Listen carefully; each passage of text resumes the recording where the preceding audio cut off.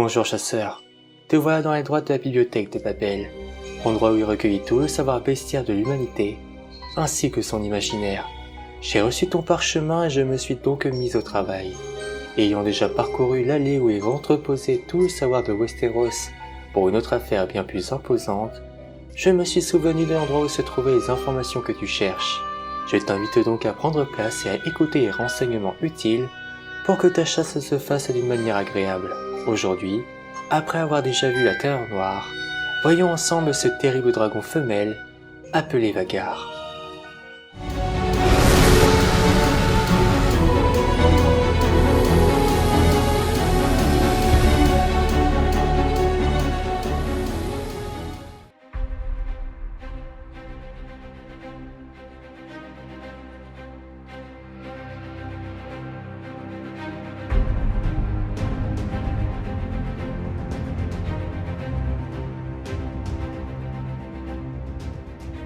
Pour une meilleure connaissance de l'œuvre ou des événements, je vous invite à survoler l'ensemble de l'histoire à travers un voyage déjà fait avec un autre voyageur.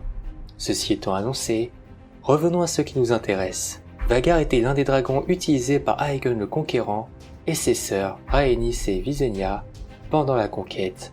Né en l'an -52, Vhagar était un dragon gigantesque apparemment femelle, monté successivement par Visenya Targaryen, Baelon Targaryen et Laena Valerian, qui était la fille de la princesse Rhaenys Targaryen. Elle était de couleur bronze, avec des reflets bleu-vert et des yeux vert brillants.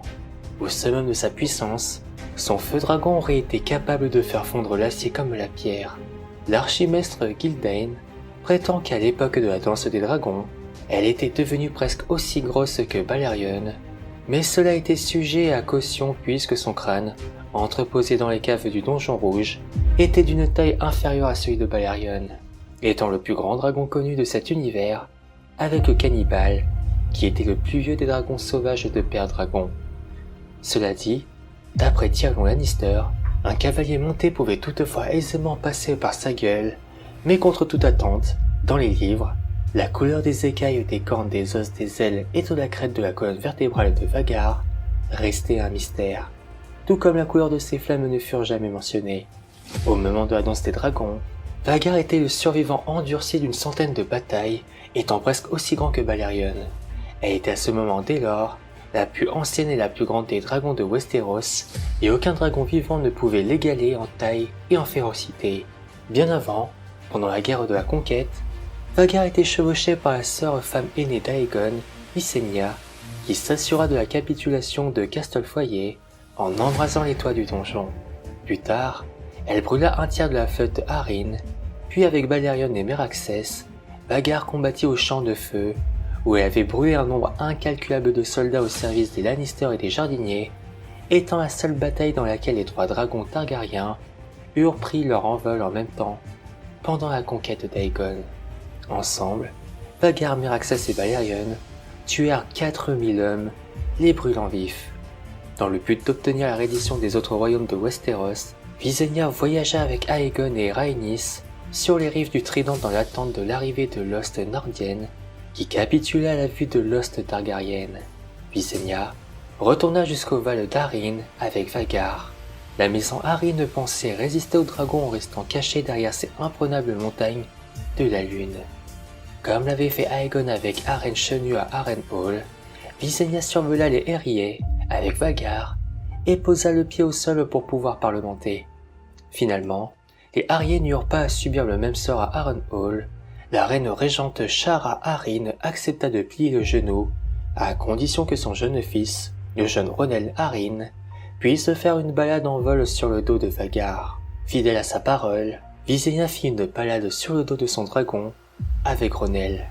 Malheureusement, lorsque la première guerre dorienne commença, la reine Rhaenys mena le premier assaut sur Dorne, mais un éclair de fer d'un scorpion traversa l'œil de Meraxes, et le dragon et Rhaenys tombèrent du ciel. À l'agonie de Meraxes, elle détruisit la plus haute tour du château et une partie de la courtine. Il ne fut pas certain que Rhaenys survécut à Meraxes. Certains dirent même que Rhaenys avait perdu son siège et était tombée à mort, tandis que d'autres prétendaient qu'elle avait été écrasée à mort sous Meraxes dans la cour du château. Lorsque le roi Aegon I mourut, Vhagar fournit les flammes pour allumer le feu de son bûcher funéraire. En 401, lorsque le roi Aenys I Targaryen nomma son fils et héritier, le prince Aegon, le prince de Pendragon lors de son mariage, Visenya partit avec colère pour Pendragon. On dit que la lune devint aussi rouge que le sang lorsque Vhagar l'avait dépassée. Les péripéties se firent durant ces années, et quand Visenya mourut à Pendragon en 44 après la conquête, elle laissa Vhagar sans cavalier. Lors du règne de Jaehaerys I, Vhagar resta non monté pendant 29 ans après la mort de Visenya, passant une grande partie de ce temps sur Pendragon, et plus tard s'installant dans la fosse aux dragons à Port-Réal. C'est bien des années plus tard que le prince Baelon le Brave, après avoir tenu le titre de chevalier, entreprit de suivre son frère le prince Aemon et de devenir un chevaucheur de dragons, qu'il revendiqua Vhagar. Vhagar, avec Araxès et Vermithor, brûla donc la flotte d'Ornish et c'est après la mort de vieillesse de Balerion en 94 après la conquête que Vhagar devint le dernier des 3 dragons Targaryens qui avaient combattu dans la conquête. Vhagar redevint sans cavalier lorsque le prince Baelon décéda. Vint alors le règne de Viserys I. La prochaine cavalière connue de Vhagar était Lady Laena Velaryon, qui était devenue une cavalière de dragon avant l'âge de 12 ans. Lorsque Laena épousa le prince Daemon Targaryen, ils volèrent sur le dragon à travers la mer étroite jusqu'à Pontos, Volantis, Qohor et Norvos. Partout où ils allaient, des foules immenses venaient apercevoir Vhagar et Caraxès, la wyrme de sang. Après que Laena ait accouché en 116 après la conquête, Daemon ramena son propre dragon, et Vhagar retourna à Westeros. Laena et Daemon se rapprochèrent de la nièce de Daemon, Rhaenyra Targaryen, et les 3 volèrent souvent ensemble sur le dragon, Vhagar, Caraxès et Syrax.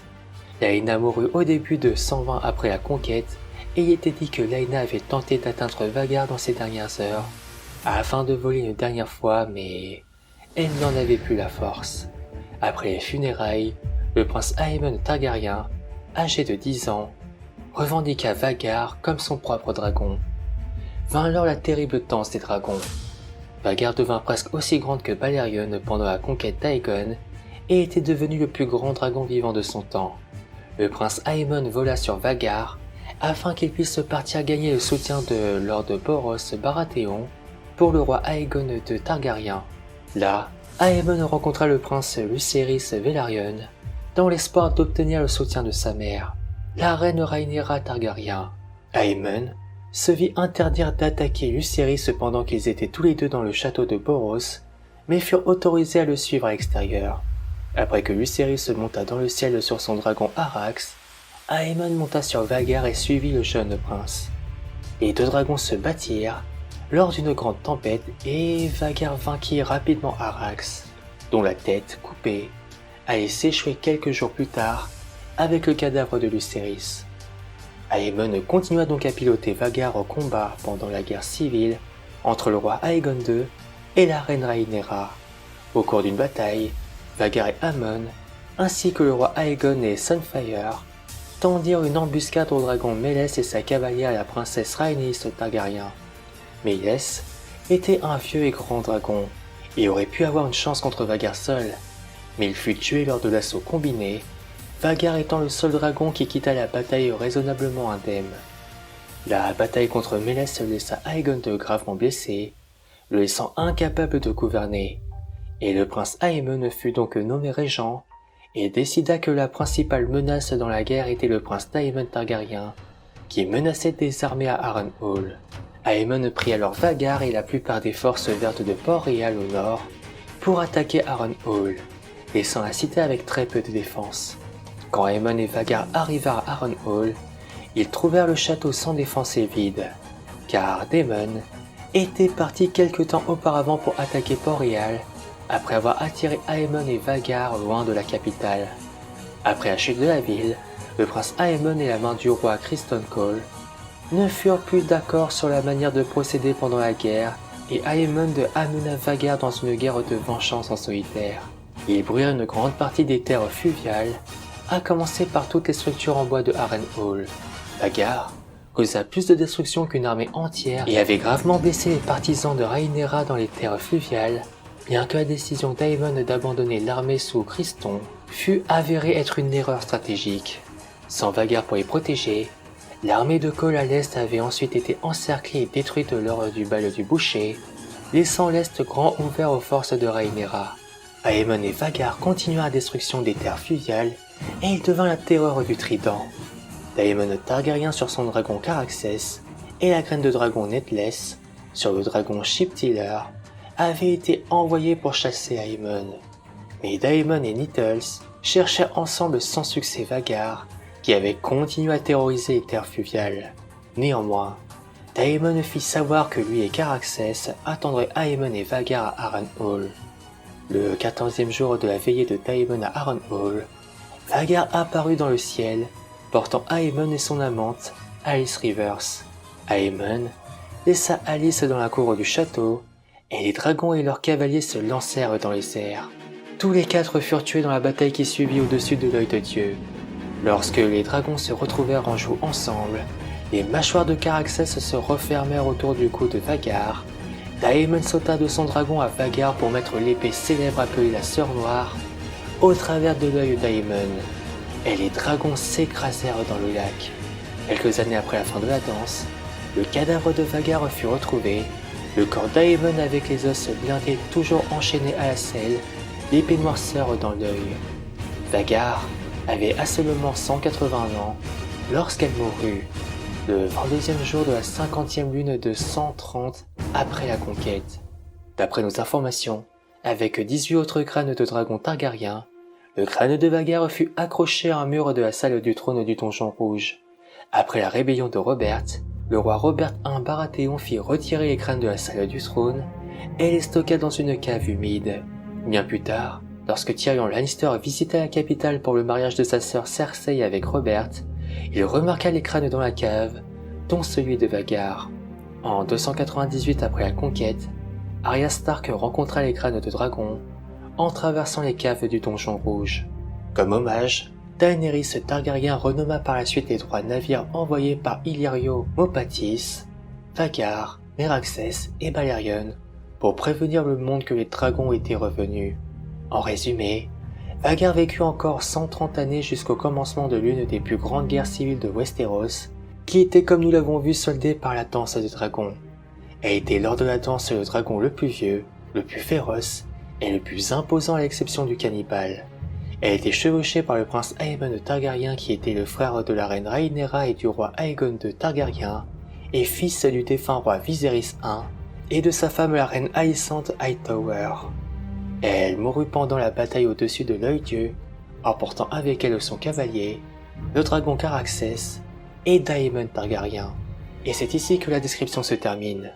D'une manière plutôt chronologique et anecdotique, nous savons à présent que si Balerion était connu comme le plus grand dragon de l'univers, et le cannibale comme étant le plus âgé, Vhagar au fil des années se vit être aussi redoutable que ces deux derniers. Si Balerion avait été l'élément le plus crucial des armes des Targaryens pendant la conquête, Vhagar régnera semble-t-il sans partage une fois celui-ci mort, laissé par la mort tragique de Meraxes et de sa cavalière. Si tu cherches son crâne, je pense t'avoir déjà bien aiguillé sur ta destination. La proie étant déjà morte, je te laisse explorer un peu ce monde afin que tu puisses ramener ce que tu recherches. En attendant, je dois te laisser. D'autres attendent encore mon aide, mais je ne doute pas de tes capacités, et je n'ai aucune appréhension sur le résultat final de ta quête. En attendant ton retour proche, je te dis au revoir chasseur.